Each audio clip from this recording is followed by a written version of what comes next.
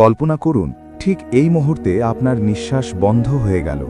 আপনার প্রিয় মানুষগুলো আপনাকে অন্ধকার এক গর্তে রেখে ওপর থেকে বাঁশ আর মাটি দিচ্ছে। আপনি চিৎকার করছেন, কিন্তু কেউ শুনছে না। আচ্ছা, আপনি কি জানেন কবরের ঠিক প্রথম 10 মিনিটে আপনার সাথে ঠিক কী ঘটতে যাচ্ছে? এমন কিছু যা শুনলে আপনার আজকের রাতের ঘুম হারাম হয়ে যাবে। আজকের এই ভিডিওতে আমি কবরের সেই ভয়াবহ এবং সত্য 10 মিনিটের একটি মানচিত্র তুলে ধরব, যা কোনো সায়েন্স ফিকশন নয়, বরং ধ্রুব সত্য। ভিডিওর শেষ অংশে আমি এমন 3টি আমলের কথা বলবো যা আপনার কবরের অন্ধকারকে সূর্যের আলোর চেয়েও উজ্জ্বল করে দেবে।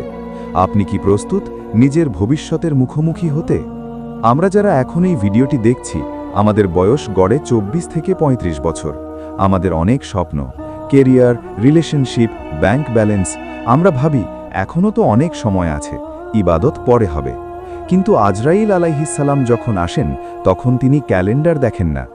একটু ভাবুন তো, শেষ যখন আপনার কোনো আপনজন মারা গিয়েছিল, আপনি তাকে কবরে নামিয়ে দিয়ে আসার পর ঠিক কী করেছিলেন?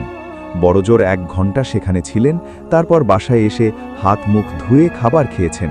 কিন্তু যাকে রেখে এলেন তার কি হচ্ছে? সেই মাটির নিচের জগৎটা কেমন? সেখানে নেই কোনো স্মার্টফোন, নেই কোনো বন্ধু, নেই কোনো পালানোর পথ। ভয়ঙ্কর নির্জনতা আর মাটির তীব্র চাপ, এটাই আপনার সাথে হতে যাচ্ছে। আপনি হয়তো ভাবছেন, আমি তো মুসলিম, আমি তো জানি কবরে কি হবে। প্রশ্ন করবে, উত্তর দেব, ব্যাস। না, ভুল। কবরের উত্তর মুখস্থ করা কোনো পরীক্ষার খাতা নয়। সেখানে আপনার মুখ কথা বলবে না, কথা বলবে আপনার আমল। আপনি কি জানেন কবরের সেই প্রথম 10 মিনিটে আপনার শরীর আর রুহের মধ্যে কি এক মহাপ্রলয় ঘটে যায়? আসল গেমটা কিন্তু আপনার নলেজ নয়, আসল গেমটা হলো আপনার ঈমানি কানেকশন। কবরে রাখা পরপরই কবর প্রতিটি মানুষকে একবার সজোরে চাপ দেয়। রাসূলুল্লাহ সাল্লাল্লাহু আলাইহি ওয়াসাল্লাম বলেছেন, যদি কবরের চাপ থেকে কেউ বাঁচতে পারত, তাহলে সাদ ইবনে মুআজ রাদিয়াল্লাহু আনহু বাঁচতেন। শিক্ষা: দুনিয়ার অহংকার কবরের এক চাপেই চূর্ণ হয়ে যাবে। অ্যাকশন: আজই সিজদায় গিয়ে নিজের অহংকার বিসর্জন দিন। যখন আপনার আত্মীয়রা কবরের ওপর শেষ মাটিটুকু দিয়ে হাঁটা শুরু করবে, আপনি কবরের ভিতর থেকে তাদের জুতোর খটখট আওয়াজ শুনতে পাবেন। এটা হবে আপনার জীবনের সবচেয়ে অসহায় মুহূর্ত। আপনি ডাকবেন, কিন্তু উত্তর পাবেন না। প্রতিফলন: যাদের জন্য আজ আপনি নামাজ ছাড়ছেন, তারা কিন্তু আপনাকে একাকী ফেলে চলে যাচ্ছে। হঠাৎ করে কবরের দেওয়াল চিরে 2 জন ফেরেশতা আপনার সামনে হাজির হবেন। তাদের গায়ের রং হবে ঘন নীল কালো, চোখ দুটো হবে আগুনের মতো জ্বলন্ত। আরবি হাদিস অনুযায়ী, আন আনাস ইবনে মালিকিন রাদিয়াল্লাহু আনহু আন্না রাসূলুল্লাহি সাল্লাল্লাহু আলাইহি ওয়াসাল্লাম قال ইন্নাল আবদা ইযা উদিআ ফি কবরিহি ওয়া তাওয়াল্লা আনহু আসহাবুহু ওয়া ইন্নাহু লায়াসমাউ কারআ নিআলিহিম আতাহু মালাকানি ফায়ুকাইদানিহি। সহিহ বুখারী 1374, সহিহ মুসলিম 1870। অনুবাদ: বান্দাকে যখন কবরে রাখা হয় এবং তার সঙ্গীরা চলে যায়, সে তাদের জুতোর শব্দ শুনতে পায়। তখন 2 জন ফেরেশতা তার কাছে এসে তাকে বসিয়ে দেন। তারা জিজ্ঞেস করবে, 1. মান রব্বুকা, অর্থাৎ তোমার রব কে? 2. মা দিনুকা, অর্থাৎ তোমার ধর্ম কি? 3.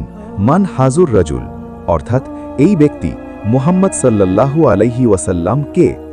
যদি আপনি সারা জীবন ইউটিউব আর ফেসবুকের স্ক্রোলিংয়ে কাটিয়ে দেন আর নামাজের সময় অলসতা করেন, তবে সেদিন জাবান দিয়ে উত্তর বের হবে না। আপনি শুধু বলবেন, হাঁ হাঁ লা আদরি, অর্থাৎ আফসোস, আমি জানি না।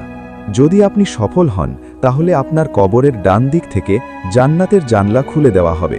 আর যদি ব্যর্থ হন, তাহলে জাহান্নামের উত্তপ্ত বাতাস আপনার কবরে ঢুকতে শুরু করবে। কবরের মাটি 2 দিক থেকে এমনভাবে চাপ দেবে যে আপনার এক দিকের পাঁজরের হাড় অন্য দিকের পাঁজরে ঢুকে যাবে। কিন্তু দাঁড়ান, ভয় দেখানোর জন্য এই ভিডিও নয়। 99% মানুষ এখানেই ভিডিও ছেড়ে চলে যায়। কিন্তু আপনি যদি নিজেকে বাঁচাতে চান, তবে পরবর্তী 2 মিনিট আপনার জীবনের মোড় ঘুরিয়ে দিতে পারে। কারণ এখন আমি বলবো সেই সিক্রেট আমল যা আপনার কবরের সঙ্গী হবে। একটু কল্পনা করুন তো, কবরের সেই অন্ধকার ভরে আপনি একা বসে আছেন, ভয়ে কাঁপছেন। হঠাৎ করে একজন অত্যন্ত সুন্দর চেহারার সুগন্ধিযুক্ত মানুষ আপনার পাশে এসে দাঁড়াবে। আপনি জিজ্ঞেস করলেন, আপনি কে? সে বলবে, আমি তোমার পাঠ করা সূরা মুলক, অথবা আমি তোমার সেই দান যা তুমি গোপনে করেছিলে। ভাবুন তো, সেই মুহূর্তে আপনার মনের অবস্থা কেমন হবে? কবরের অন্ধকার তখন আপনার কাছে বাসর ঘরের চেয়েও আনন্দদায়ক মনে হবে। আপনি কি চান না আপনার কবরটা আলোকিত হোক? আজ আমরা শিখলাম, কবরের প্রথম 10 মিনিট হবে জীবনের সবচেয়ে কঠিন পরীক্ষা। মুনকার নাকিরের প্রশ্নের উত্তর মুখস্থ নয়, আমল দিয়ে দিতে হবে। দুনিয়ার কোনো সঙ্গী কবরে যাবে না, যাবে শুধু আপনার আমল। নামাজ এবং কুরআন, বিশেষ করে সূরা মুলক, হবে কবরের আসল আলো। কবর থেকে বাঁচার জন্য প্রথম শর্ত হলো সঠিক পদ্ধতিতে নামাজ পড়া। কিন্তু আমরা অনেকে অজান্তে নামাজের ভিতর এমন কিছু ভুল করি যা আমাদের ইবাদতকে নষ্ট করে দেয়। নামাজের সেই মারাত্মক ভুলগুলো সম্পর্কে জানতে স্ক্রিনে আসা এই ভিডিওটি এখনই দেখুন। দেখা হচ্ছে সেখানে। আসসালামু আলাইকুম।